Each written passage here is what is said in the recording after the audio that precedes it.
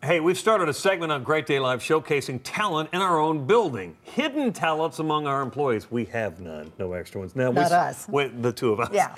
We saw Renee Murphy take us through scrapbooking last week. Now one of our photographers ready to show us nature photography he does. It is stunning. Take a look at some of the pictures. Breathtaking. So how tough is it to get a shot like this, and what tips does James Egbert have for us? We want to keep on some of these pictures. Now this is when you lived out west. Yep, that's up near Aspen. The one that's up now is actually from out in Moab. It's Delicate Arch. I finally call it John Wayne's pants. Oh, Good point, I get that. We're going to just keep going through. So when you're shooting panoramas like this, I guess the question is it lighting? Is it, I mean, because with nature like this, it's hard to go wrong as far as just the subject matter. The answer is yes. It is all about the lighting. I mean, photography, if you translate it back to the Greek, means to write with light. So light is your main ingredient to everything you're doing.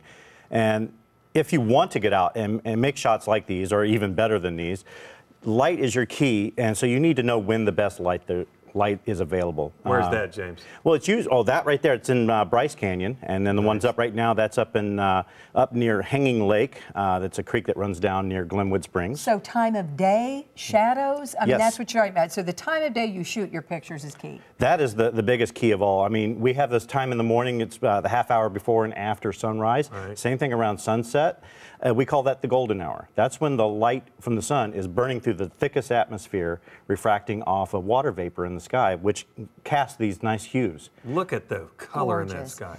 Now we're going to come back to your camera. So give us like 3 of your best tips for a novice photographer. You've given us as far as light, Okay. times to shoot. Well, the other thing is to get to know your camera on a manual basis.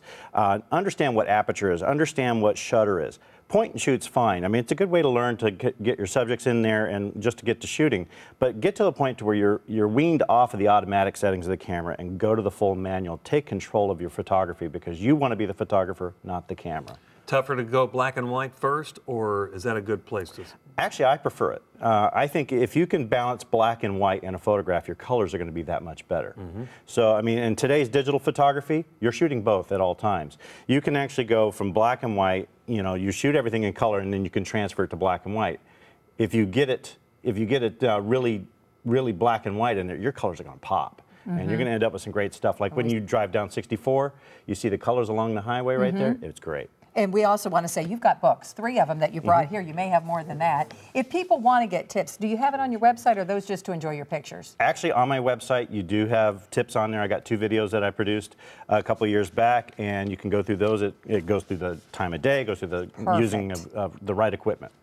Terry's got that, and of course, one of your inspirations, Ansel Adams. Oh, Pretty I don't good know choice. I don't know of a photographer who doesn't like Ansel. Yeah. Exactly. Thank you so much, James. Hey, you can see more of James' work online, his website, naturephotographynaturally.com.